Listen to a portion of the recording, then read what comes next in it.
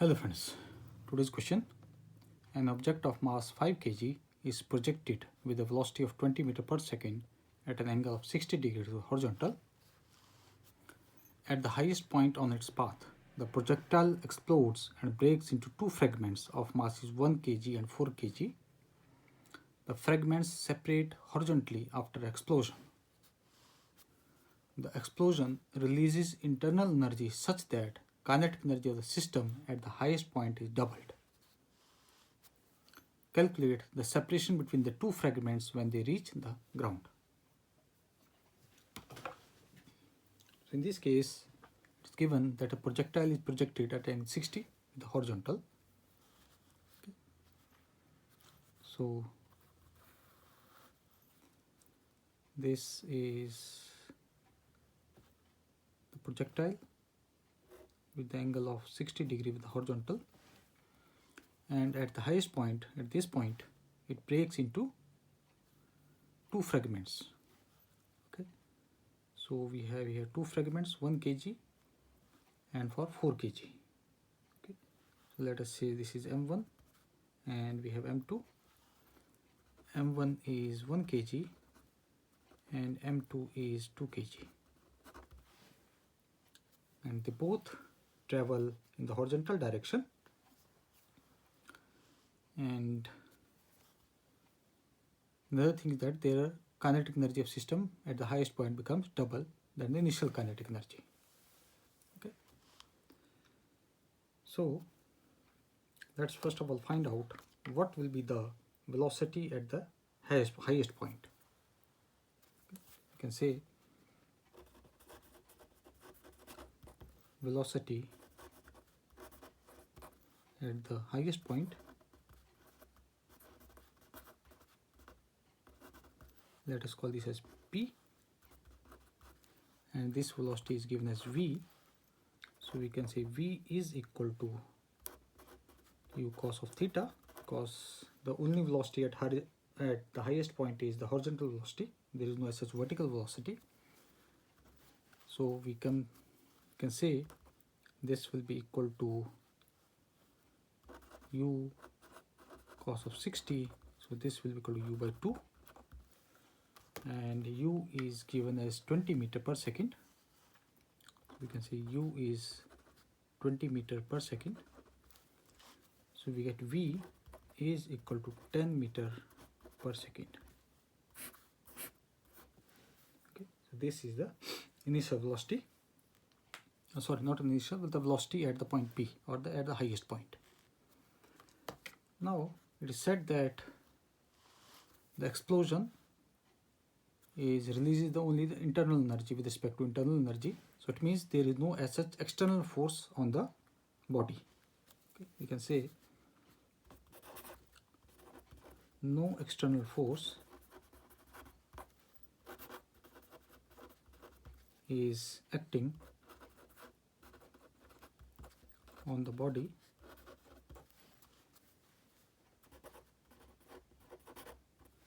during explosion. Therefore, there will be the conservation of momentum as well as energy. Okay. You can say momentum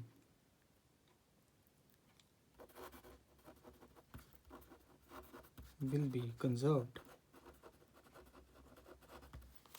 So it means initial momentum will be equal to final momentum. Initial momentum will be equal to final momentum.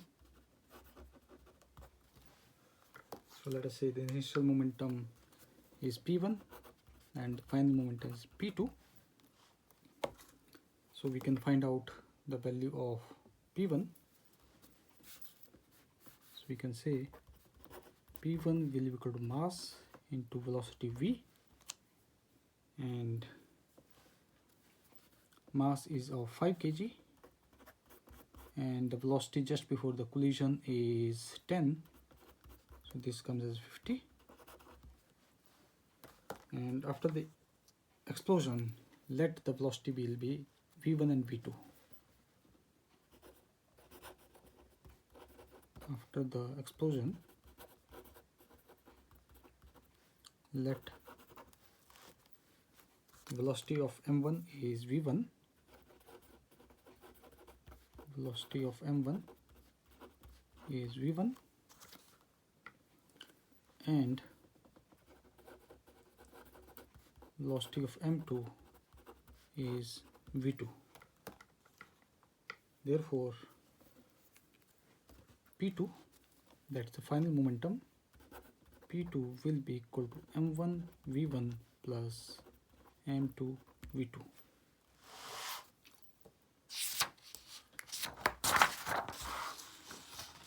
Now if we substitute the values, P1 is equal to P2, so we can say that m1 v1 plus m2 v2 is equal to 50, and we already know the value of their mass. M1 is 1 and m2 is 4, so we can say that v1 plus 4 times v2 is equal to 50.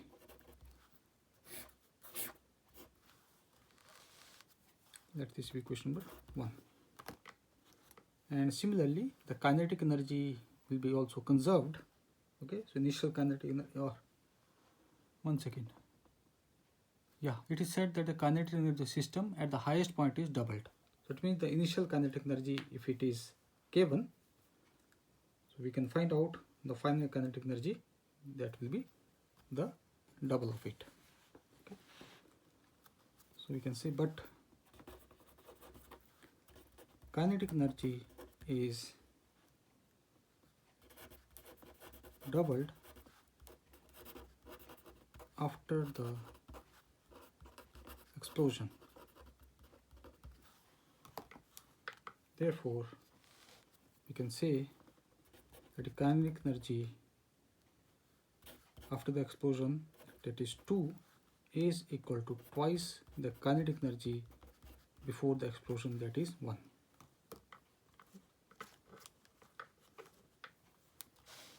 So this is kinetic energy after explosion, which is equal to twice kinetic energy before explosion. So we can find out KE1, kinetic energy 1, will be equal to mv square, so which is equal to 5. V is our 10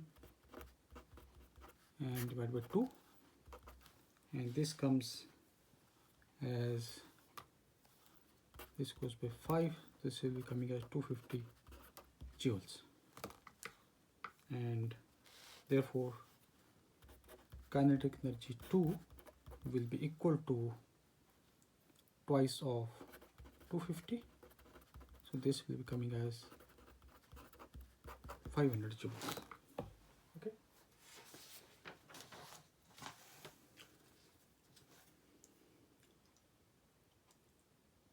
So we can say that the kinetic energy initial plus final will be equal to 500. Okay. You can say half m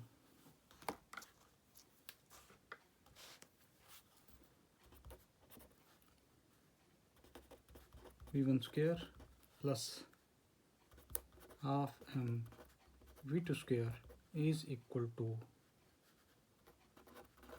500.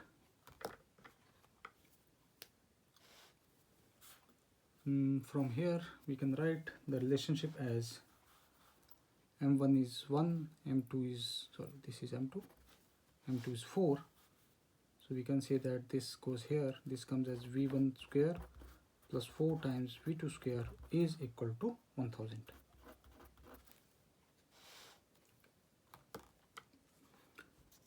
So let this be question number 2.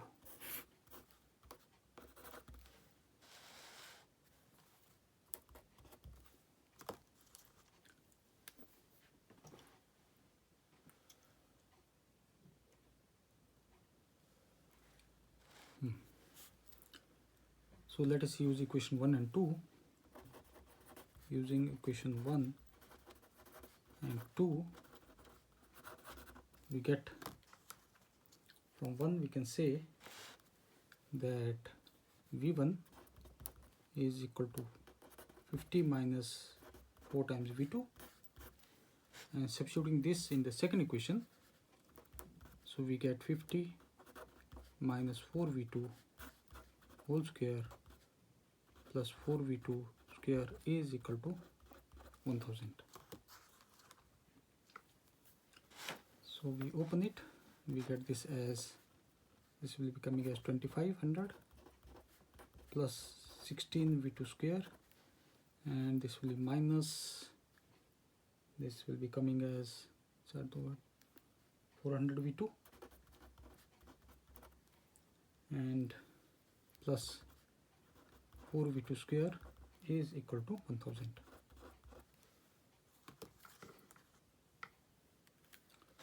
We get this as 20V2 square and minus 400V2, and this will be plus, this will be coming as 1500 is equal to 0. Now we take 20 as common from the entire equation. We get this as V2 square minus 20V2 plus 75 is equal to 0. 75, sorry. So from here, this is a quadratic. So you can say this will be coming as V2 minus 15 and V2 minus 5 is equal to 0. So we have two values of V2. One V2 is 15 and another V2 is 5. So we can get that V1 will be equal to, for V1 is equal to this equation. So we get this as minus 10, and from here we get V1 is equal to 30. So these are the two equations. So the only difference between the two equations is that will be of the direction. If we say that the relative velocity in both the cases will be same. Okay.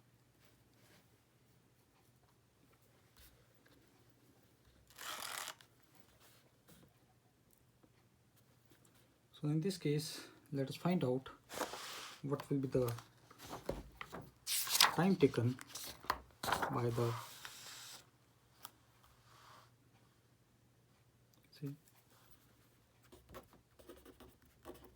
time taken by the particle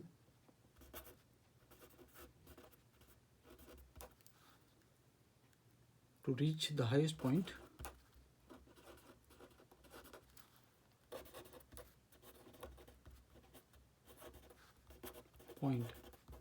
will be equal to total time t divided by 2.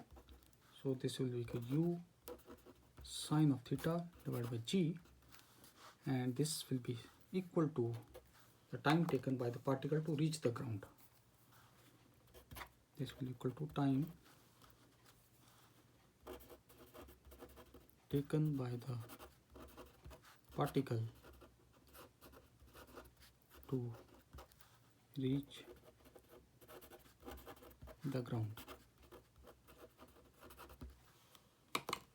Okay. So now in both the cases, for particle m1 as well as m2, the horizontal distance, let us suppose, is d1 and d2. Okay. We can say the horizontal distance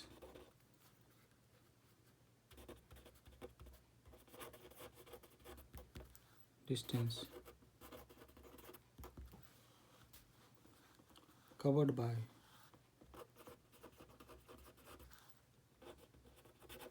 m1, let us suppose that is t1, so that will be equal to v1 multiplied by time t, and v1 we already know is 10, and time t is our u sine of theta divided by g.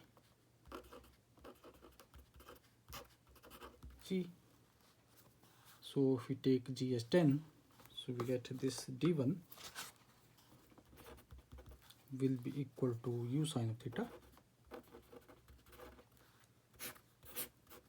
Similarly, the horizontal distance covered by M2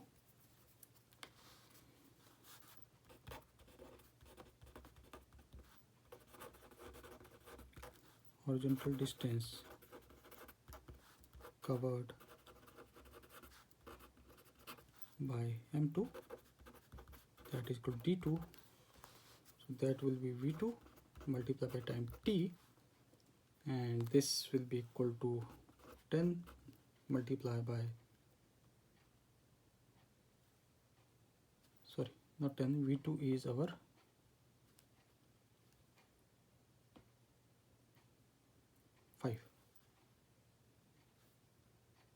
15, sorry, V2 is 15, and this is u sine of theta divided by G. So we get D2 is equal to 1.5 u sine of theta. Therefore, the total distance covered will be D1 plus D2. You can say the total distance will be equal to D1 plus D2, which is equal to u sine of theta plus 1.5 u sine of theta,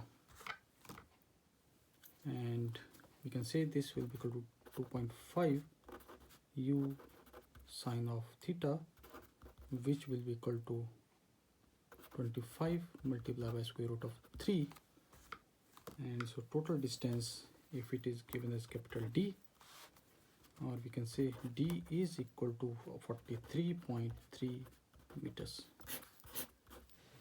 So this is the distance between the two particles which we're supposed to find out.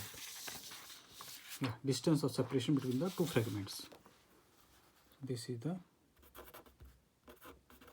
distance of separation between the two fragments when they reach the ground.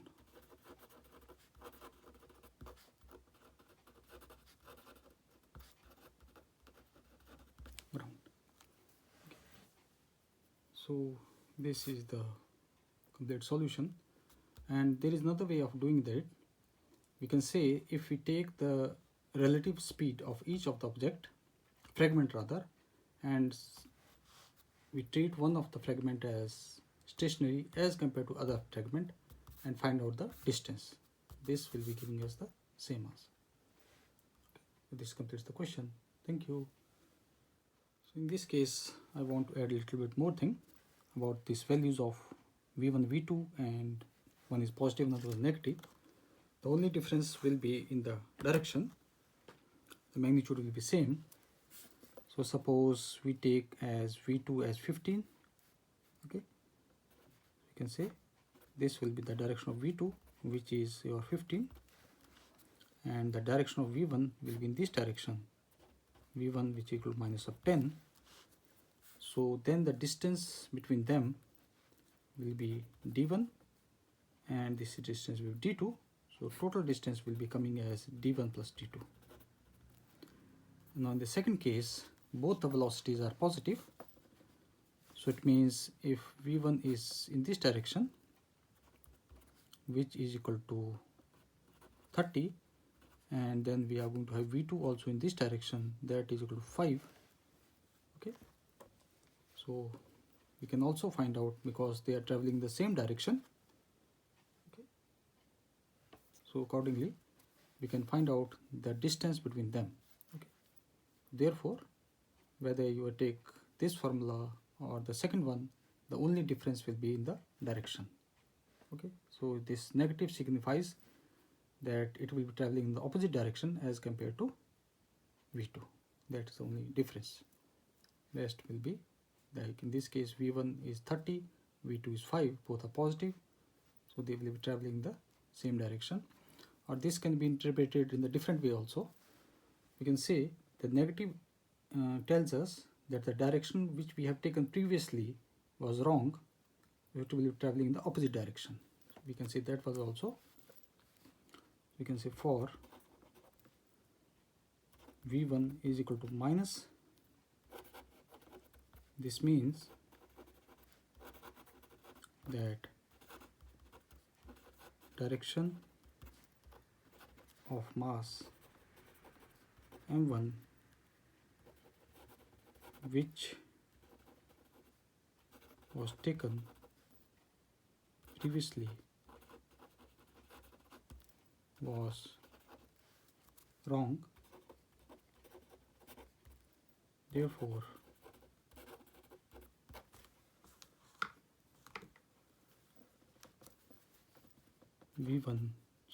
m1 will be moving in opposite direction.